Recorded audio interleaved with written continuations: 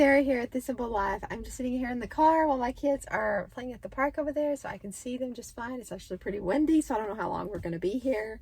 We did already walk trails earlier today, but I brought them back out here because I wanted to play at the park some more. So I'm going to be talking about my April wrap-ups. I keep wanting to say March, but it's my April reading wrap-ups. And I have been keeping track of the books that I have been reading in my Erin Condren planner right here. I'm not an artist by any means, and I don't use a ton of stickers. I kind of want to get into stickers more with my new Erin Condren planner that I'm fixing to get. It is actually fixing to be planner launch time, and my daughter is coming over to the car. So let's see what she wants. No, keep on grabbing my swing them. Can you all please get along? Just for a little bit, okay? Thank you. Mom wife. Okay. So, anyway, trying to get their wiggles out because apparently the trail was not enough for them today. Anyway, so I've been keeping up with my reading, and like I said, I want to get more into stickers with my new Erin Condren planner. They are supposed to be launching soon. Get ready for that video. I cannot wait to get my new planner. I'm still in the deciding, but I have to be decided by Monday because I'm going to buy it on launch day, because that's just what I do. I buy it either the day before because I'm an EC Insider, and if you don't know about EC Insider, you can sign up to get their planner and get $10 off and become an EC Insider. And you can also order early, like at least a day or two early. So I keep my books, which I only finished 4, but they were 4 really good books. So the first book I read was Someone Like You by Karen Kingsbury. If you are not familiar with Karen Kingsbury books, run to your library, run to your local bookstore, and grab one of her books, because you will be sucked into her books pretty darn fast. She knows how to pull on your heartstrings. She knows all the things. Like, she has always a good love story, because come on, we've got to have a love story in the books. In the Hallmark type books, and this is definitely a picture perfect Hallmark type book. It always is. There's always a tinge of sadness in her books. So you're going to be experiencing some sadness, but she knows how to pull on your emotional heartstrings to all levels. It is so good. And this one was no exception to the rule. This is if you're familiar with any of her books, there's a Baxter family. And this is about the girl Maddie Baxter, and she's shaken to the core when she learns that her family has kept a pretty darn big secret from her. I'm going to try not to be too much spoilers in this book, but she found out that her parents could not have children, and so they actually got a frozen embryo from another family, but the family wanted to keep it all a secret. So Maddie learns about this when she is an adult. I think she is graduating college, so that is a pretty big drop for Maddie. And then you have the other family that gave their embryo up to another family that could not have a child. But at the time that this was supposed to have been done, it was a fairly new thing. So when the Baxter family, Maddie Baxter's parents, did this, it was a fairly new thing. And they are also doctors. They're like pediatric doctors. And so they were taking a pretty big risk to even insert this into the mother. I apparently figure that's how it's done. But anyway, of course they love her as if she was their very own child, even though she came from another family. So there is this other family out there, which you will learn more about. And of course we have this guy, Dawson Gage, that knows this other family, and their lives will be connected through all of these things, through the frozen embryo and all the things. It was really interesting. It definitely made me want to kind of dig more into that. I've not done so yet, but I definitely want to dig more into this frozen embryo stuff. I think it's pretty interesting. So Dawson Gage and Maddie Baxter, their lives will connect throughout the story, and it turns out to be a very sweet story. So I highly recommend that one. I would give it 5 out of 5 stars if I was judging, or if I do stars. I never really do stars, because if I don't like a book, I just don't finish it. I DNF it. So The Woman in Cabin 10 was the next book I read. And it was by Ruth Ware. Never read anything by her, but it was a good experience. That was probably this, I don't know. I would say this was probably definitely my favorite book of the month because I was sucked into it. I probably read it in 2 days. I loved The Woman in Cabin 10. I don't even know why. I felt like I guessed the twists and turns. It was a thriller. I read 2 thrillers this month, and that was one of them. The Woman in Cabin 10. It is about Lo Blacklock. She is a journalist. She writes for a travel magazine, and she gets the chance of a lifetime to go on the new luxury liner cruise for a week.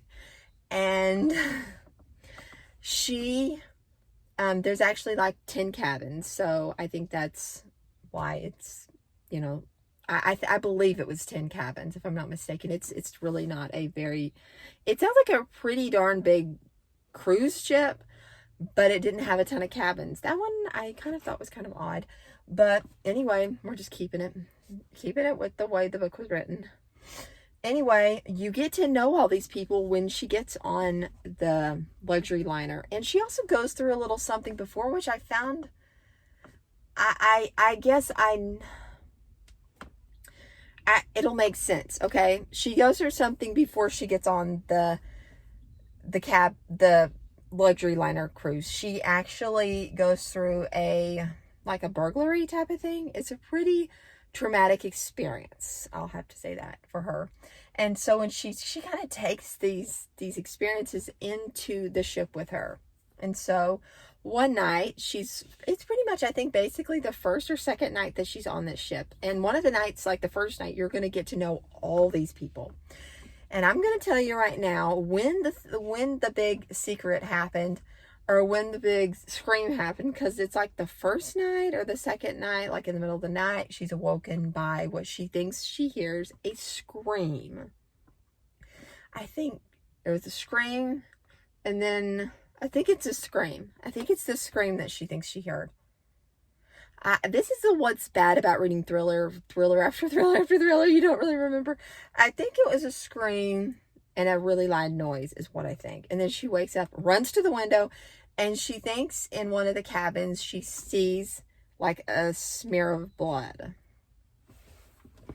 Really weird. So, of course, she notifies everything, and there's like a trend, I have to say. A little side note. There's a little trend with a lot of thriller books, like Gone Girl. I think it started with Gone Girl. And then you have The Woman in the Window. Then you have The Woman in Cabin 10, The Girl on the Train. And you have all this, the girl, the woman, the girl. And there seems to be a trend with the drinking and the amount of pill popping going on in these books. Drinking and pill popping, number one. 2 things do not. I'm not a medical professional, but I am very well aware that pill popping and alcohol do not mix. So, of course, that raises doubt when people start questioning these people, because they do, and it causes them to sleep. And sometimes, I guess, because of alcohol, it can cause people to pop a few extra pills. So you're going to see some pretty big twists in this story. I have to say, I guessed all of the twists. I guessed it. Like, I even told my husband after the beginning, I was like, I think this is how it's going to go. That's exactly how it went. But I don't know why, I loved the book. I would give it 5 out of 5 stars. Even if it is pill popping and drinking. I really wish that would like why? Of course, we're all adults here. I would not recommend, of course, kids will not be reading these books, but still, it's like, come on, be a better example. And a lot of these people know better, which you will find out when I tell you my next book, which is The Woman in the Window. Yes, I got sucked into that one as well. This one was not one of my favorites. It was very interesting, but it had some twists. One of the twists I figured out, a few I did not figure out. I was just like, whoa. Did not see that one coming. It's about a Dr. Anna Fox. And one night, she's a psychologist, she has this, I don't know what you call it, a disorder or obviously she sounds like she sees psychologists, takes a lot of pills for this. She has, I believe, I'm gonna try to say the name right, agoraphobia, where you're scared to go out in big wide open spaces. From what I understand, she is like housebound, and I hear it's brought on by PTSD, which this is why Dr. Anna Fox has agoraphobia. I'm gonna warn you, it's a long book. It has 100 chapters. The chapters are pretty short, probably 4 to 6 pages each, but I'm gonna tell you, probably the first 40 chapters, it's a lot of details. It's a lot of details. So if you're going to read this book, YouTube actually has the first 40 to 50 chapters by audiobook. I highly recommend that, because I'm going to tell you, the first part is very slow, but understand, it will all make sense at the last 60, the last 50 to 60 chapters. It will all make sense. But I'm going to tell you, it's good. It's good. Got a lot of twists. Okay, we have another woman that takes a lot of pills because of her disorder and a lot of her problems. And we have another child coming. Hello. Are you ready to go home? Okay. Can you give me about 5 more minutes and then we'll go home? Wow, it's getting cool. Feels good. I need to open the window because I'm getting stuffy. Okay, so I'm going to try to wrap this up in 5 minutes. That's going to make us 5 minutes. Okay, so we have another heavy drinker. We have another heavy pill popper. And yeah, it was really good. She also, because she can't practice psychology out in an office because she can't leave her house, she practices on her computer at an agoraphobic site online where she helps people with the same problems she does. It's very interesting because she has not yet resolved her problems. What? Is that okay? When we go home, can I stay in the front?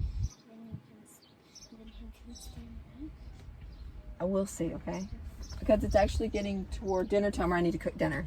But anyway, she has not yet solved or resolved her problems or gotten better, gotten over it, yet she is trying to help other people. And she seems to like help people, but she does have a lot of, which you will find out, it will all make sense later in the book, why she is housebound so badly, why she has agoraphobia, why.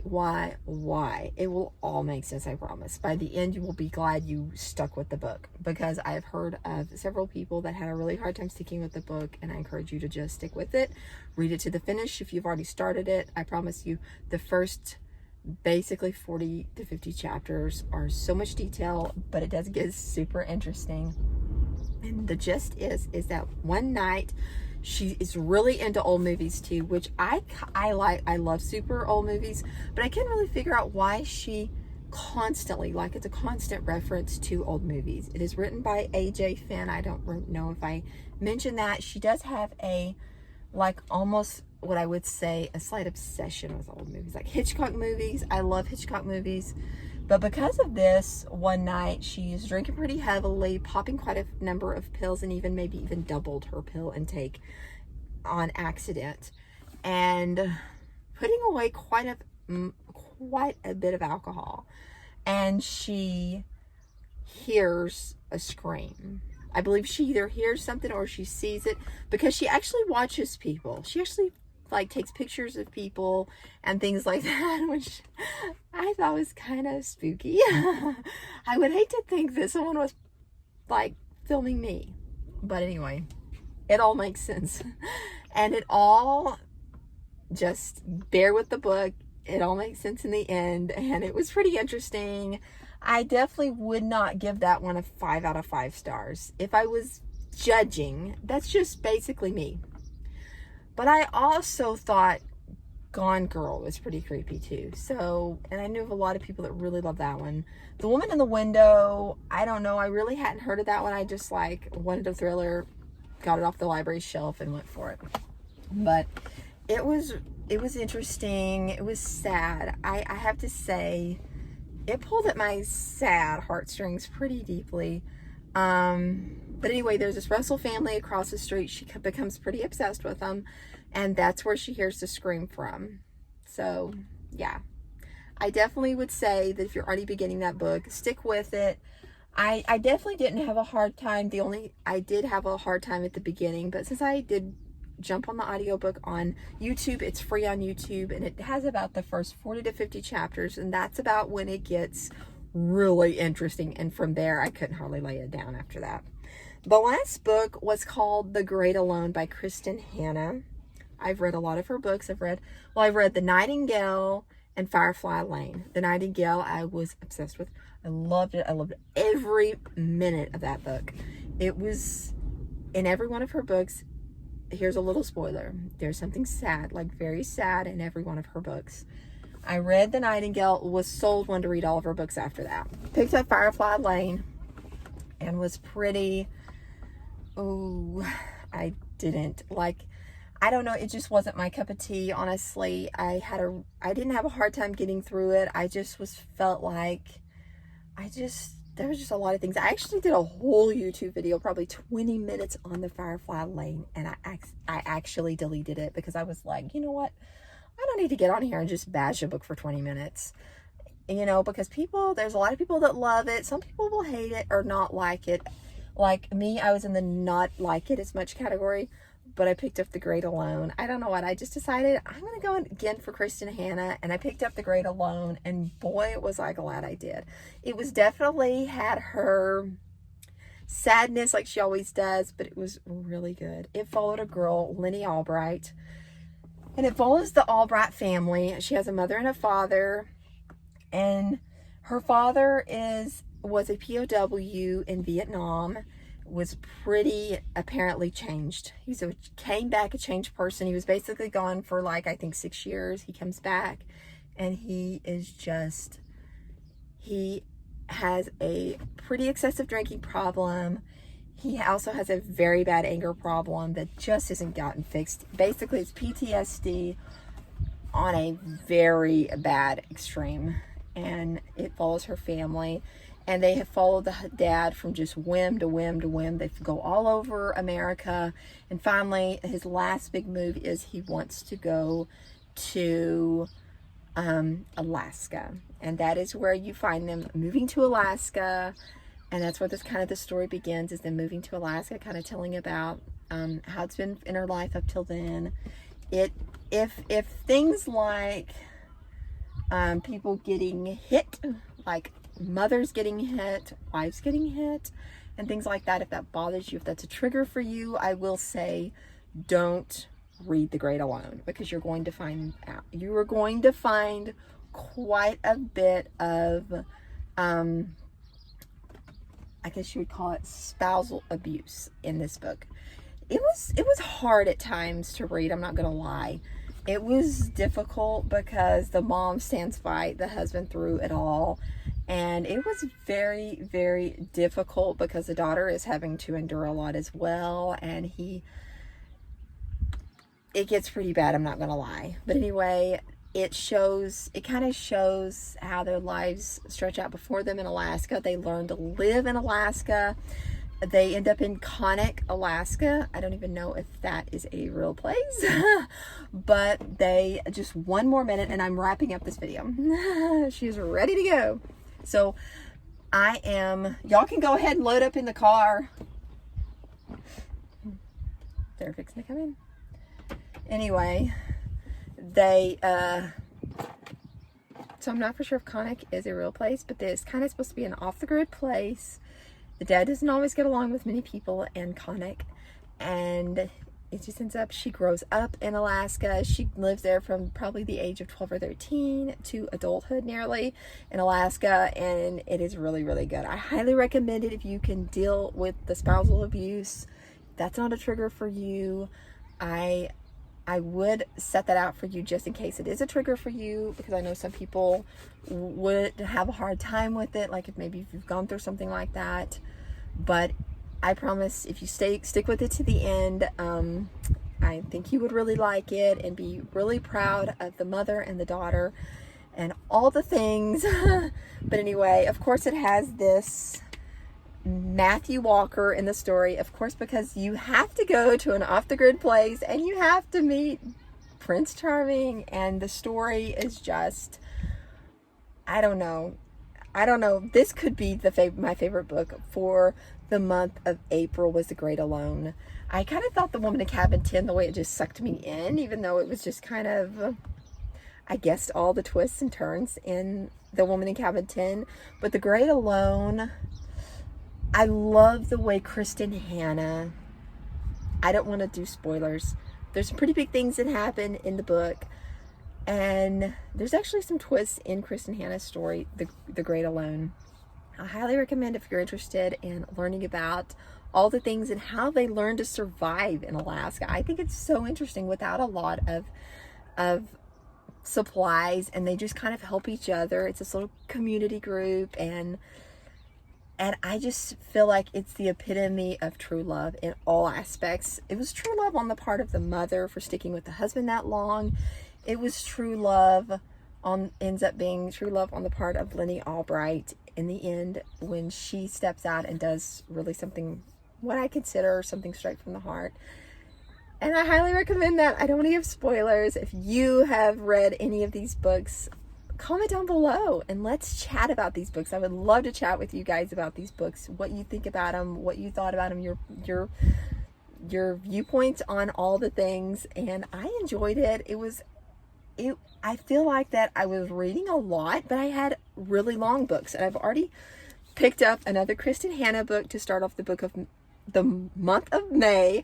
Kristin Hannah, The Things We Do for Love. I don't know anything about it, but I will report back to you guys. Jude Devereaux in Secrets. I've never read anything by Jude Devereaux. Have y'all read anything by her? I'm super excited about the month of May and all that it will bring, and I hope you guys enjoy this video. And if you do, please give it a big thumbs up, and if you are not already subscribed to my channel, please consider subscribing so you can see more videos just like these in the future. I'll talk to you guys real soon. Bye bye.